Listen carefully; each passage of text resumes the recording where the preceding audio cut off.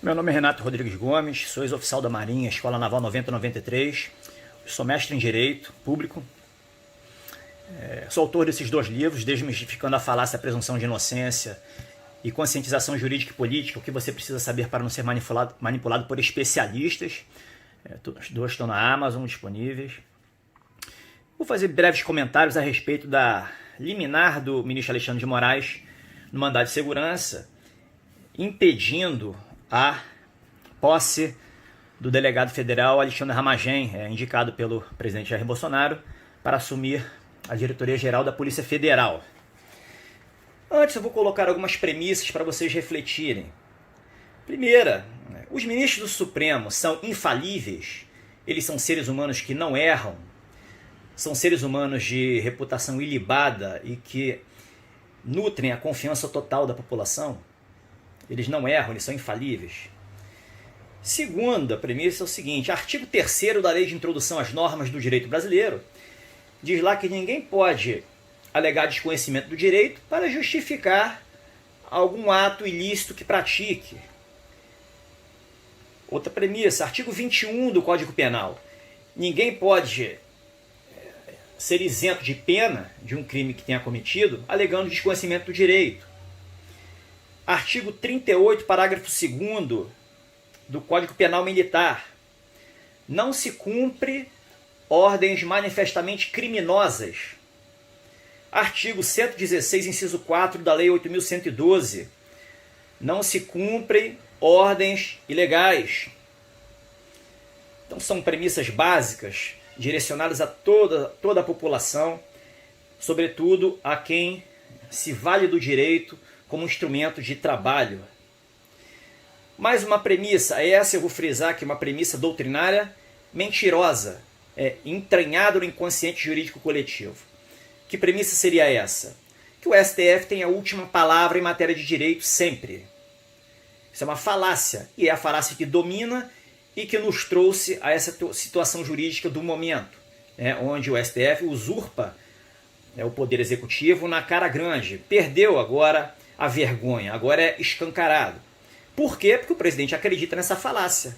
É o que passam para ele e é o que ele acredita. E ele, como é acusado de ser um cara que quer implantar ditadura e tudo mais, ele fica receoso de tomar as medidas mais duras disponíveis que tem em suas mãos, que ele não sabe como fazê-las. Por que o STF não tem a última palavra? Eu vou mostrar aqui alguns fundamentos. Primeiro, a Constituição fala que o STF é guardião da Constituição. Guardião, semanticamente, não significa dar a última palavra. Pode olhar lá no dicionário.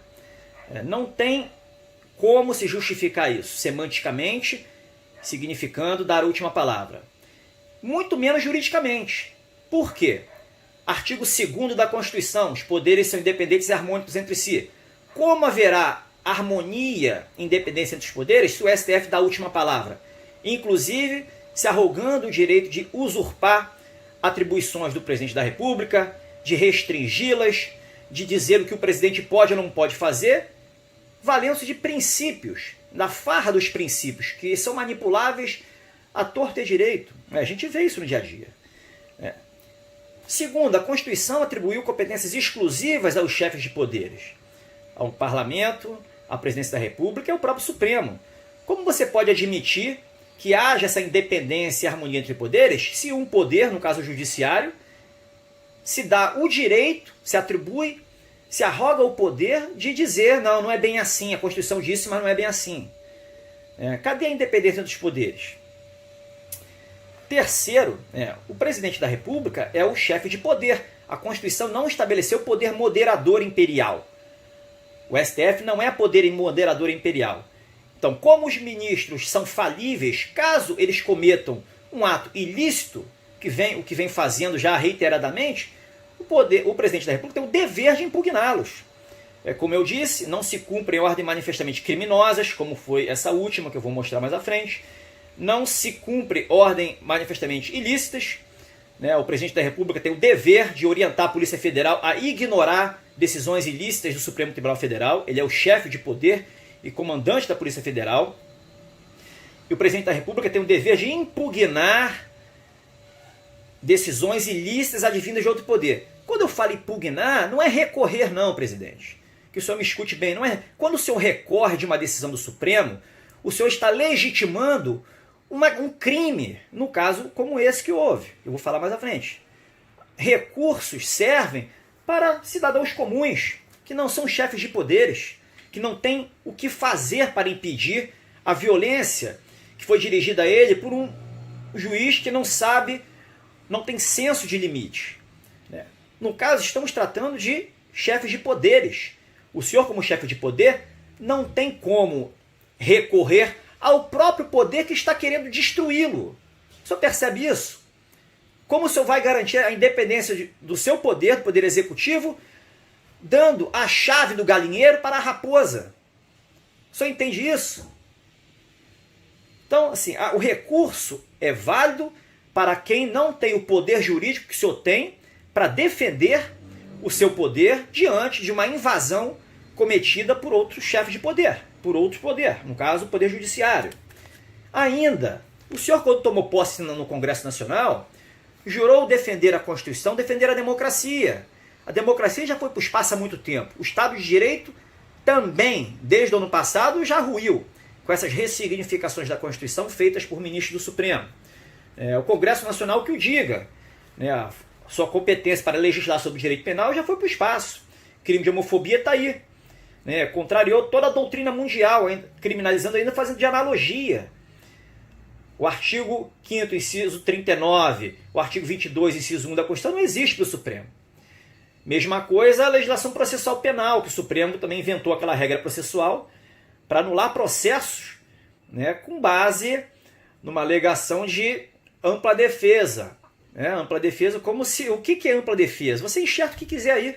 O seu interesse de fato, de fundo, que é inconfessável, fica mascarado. O princípio da ampla defesa acoberta tudo isso. E fica por isso mesmo. O Congresso não faz nada. O impeachment não vale de nada. O artigo 52 é engavetado. Então, pois bem, colocadas essas premissas, vamos à decisão. O ministro Alexandre de Moraes concedeu a liminar, considerou que houve ameaça a direito líquido e certo. Direito líquido e certo ameaçado, que direito seria de quem? O direito do povo?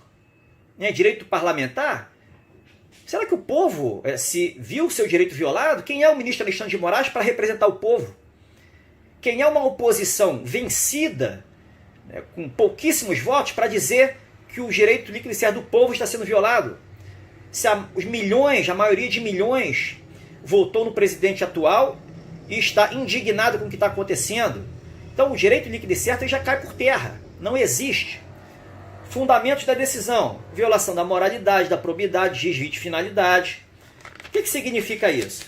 Significa, de cara, que o ministro Alexandre de Moraes presumiu a má-fé do presidente da República e a má-fé do Alexandre Ramagem. Ou seja, ele conseguiu entrar na mente do presidente e do Ramagem, dizendo que eles vão fazer falcatruas, vão cometer falcatruas lá na frente. Agora, com base em que o ministro fez isso? Há fatos, pretéritos, que pelo menos levem a uma especulação nesse sentido? Não, ministro, não há. Muito pelo contrário. Está aberto o inquérito agora, pedido pelo Augusto Aras e autorizado pelo Celso de Mello, para investigar as alegações de Sérgio Moro. O senhor presumiu a má-fé, presumiu a culpa, que sequer foi apurada ainda no inquérito aberto. Então o senhor colocou a carroça na frente dos bois. Presidente, isso é uma ilicitude clara e foi uma ofensa à sua honra e ao do Alexandre Ramagem. Cabe um processo pessoal contra o ministro Alexandre de Moraes. Isso é uma difamação, é uma injúria e uma difamação pública. Segundo, o que houve foi uma violação expressa ao regime democrático, uma violação institucional. Houve um golpe institucional do Supremo Tribunal Federal. Artigo 17 da Lei de Segurança Nacional, é claro. Isso está claro, está escrito lá. Não estou inventando nada. O que deve ser feito? Simples, prisão em flagrante. Prisão em flagrante.